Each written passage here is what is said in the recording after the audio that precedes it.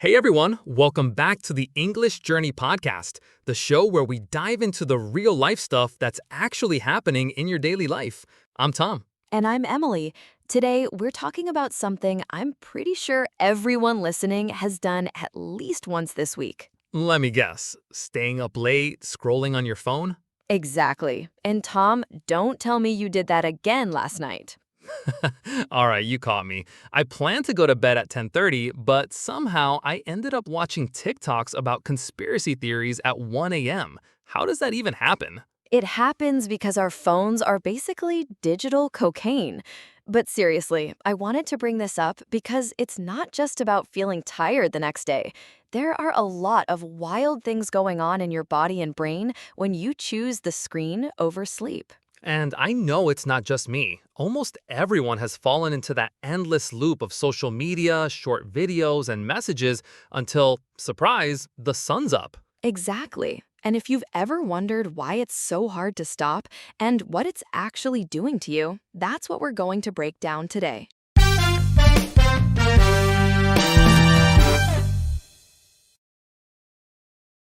First up, and this really surprised me when I learned about it, your phone screen is tricking your brain into thinking it's daytime. Wait, what? How? It's because of blue light. This is a type of light with short wavelengths and high energy, just like sunlight in the morning. Back in the day, before electricity, humans relied entirely on natural light to regulate our body clock. When the sun went down, blue light disappeared, and your body started producing melatonin, the hormone that makes you feel sleepy. So, when it gets dark naturally, our body automatically switches into sleep mode? Exactly. But now at midnight, we're staring into a mini sun, blasting blue light straight into our eyes. The result? Your body doesn't produce enough melatonin, and your brain gets the message, it's still daytime, keep going. So, basically, I'm giving myself jet lag without even leaving my bed? Exactly. And if you do this night after night, your body clock gets completely thrown off, which makes it even harder to fall asleep the next night. And here's something I've noticed. Even when I finally put my phone down, I still feel wide awake, like I just had 3 cups of coffee. Is that connected? Oh, 100%. That's the combination of what you're watching and how your brain responds to it. Phones, social media, short videos, they're all designed to keep your eyes glued to the screen. Because there's always something new. Exactly. And new doesn't just mean new information. It means a new dopamine hit. Dopamine is your brain's reward chemical. Every time you see something interesting, your brain releases a little dopamine, making you want more. So it's like eating chips. One is never enough. Exactly. Every swipe is like a mental snack. You think, the next one might be even better. And the apps know this. That's why they give you an endless feed. I remember once I planned to watch just one funny video, and when I looked up, it was 1:45 a.m. Yep, and here's the problem. When you consume that much fast, exciting content, your brain stays in high speed mode, even after you put your phone down. In other words, your body wants to sleep, but your brain is still at an EDM party. Which explains why I toss and turn for 30 minutes, eyes closed, but my brain replaying TikTok clips. Exactly, and that not only makes it harder to fall asleep, but it also lowers the quality of the sleep you do get. People often think that staying up late on their phone just makes them tired the next day, but it's worse than that. Like what?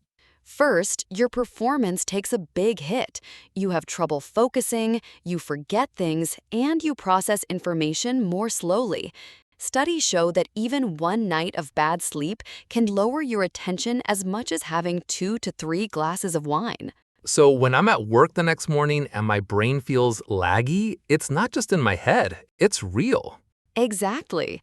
Next, your mood. When you're sleep deprived, the part of your brain that controls emotions works less effectively.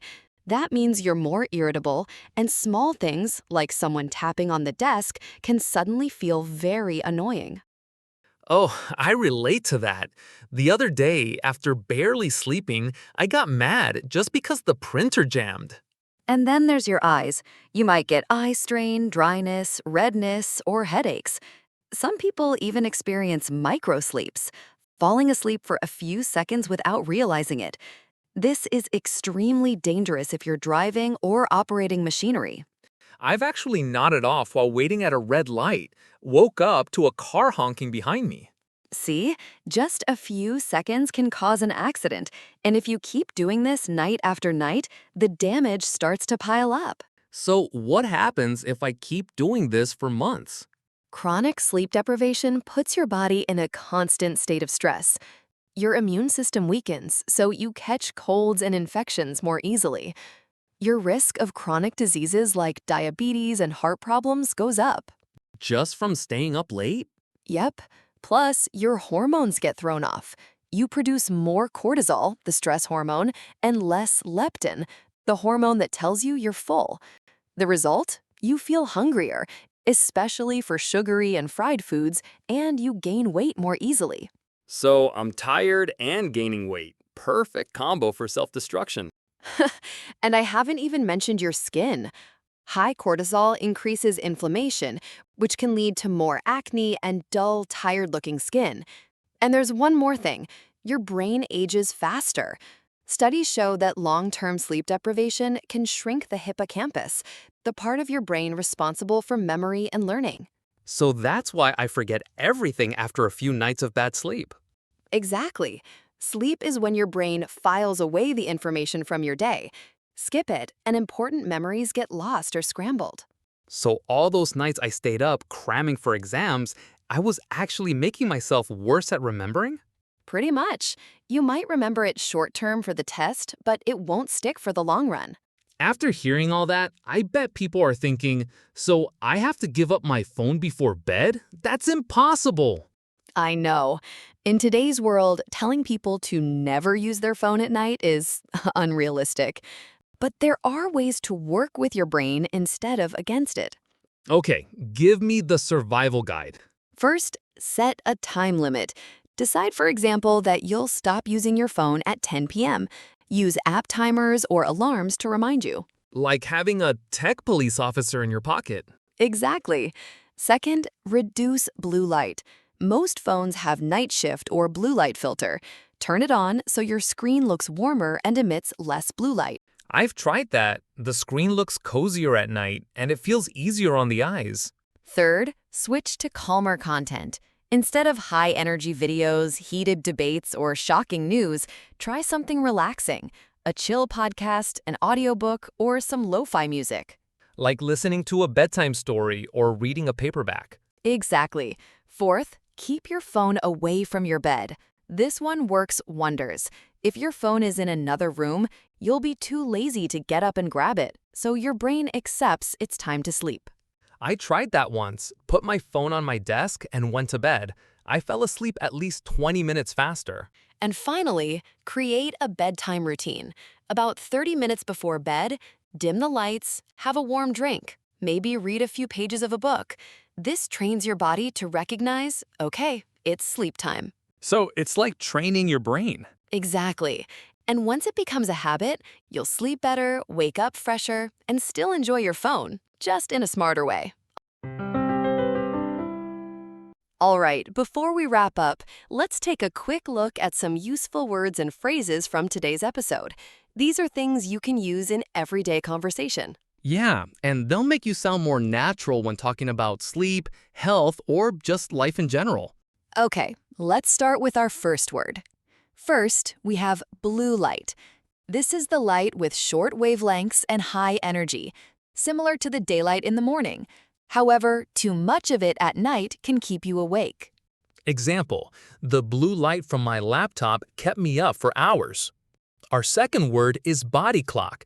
This is your body's natural schedule for feeling awake or sleepy. For example, my body clock is all over the place after my night shifts. Moving on to number 3, dopamine hit. That quick feeling of pleasure your brain gets from something exciting or rewarding. Example, every notification I get feels like a dopamine hit. After that, we have microsleep. It's when you suddenly fall asleep for a few seconds without realizing it. I can relate to this. For instance, I had a microsleep during the meeting. Luckily, my camera was off. Now, for anyone who loves to travel, jet lag. This is the tired, confused feeling you get when your body clock doesn't match the local time after traveling. For example, I had terrible jet lag after flying from London to Sydney. Next up is cortisol. This is a hormone your body produces when you're stressed. Too much of it for too long can harm your health. A perfect example would be my cortisol levels are sky high during exam season. Following that, we have leptin. It's a hormone that tells your brain you're full. When you have less leptin, you feel hungrier. A useful sentence would be, lack of sleep can lower leptin, so you might crave snacks. Moving on, let's talk about wind down. This means to relax and prepare to rest. An easy way to use it is, I like to wind down with some soft music before bed. After that, we've got endless loop. This is when something repeats over and over without stopping. For example, scrolling social media can feel like an endless loop. Finally, we have high speed mode. This is when your brain is working too fast to relax, often after a lot of stimulation. You could say, after binge-watching action movies, my brain was stuck in high-speed mode. There you go, 10 useful terms from today's talk. Try using them in your own sentences and you'll remember them better. And now that you know them, maybe don't use microsleep while actually having one. Exactly. So bottom line, staying up late scrolling isn't just no big deal. It affects your sleep, your health, your mood, your memory, and your whole daily life. Exactly. But instead of feeling guilty, start with small changes. You can still enjoy your phone, just don't let it control your life and your sleep. If you're listening to this at 1 or 2 a.m., maybe this is your sign to put down the phone and go to bed. Sleep isn't wasted time. It's an investment in your energy, focus, and mental health for tomorrow. And trust me, if you sleep well tonight, you'll realize waking up early feels way better than scrolling until sunrise. Instead of chasing endless online content, give your body and brain what they really need, a good night's sleep. Good night, everyone. See you in the next episode of the English Journey podcast.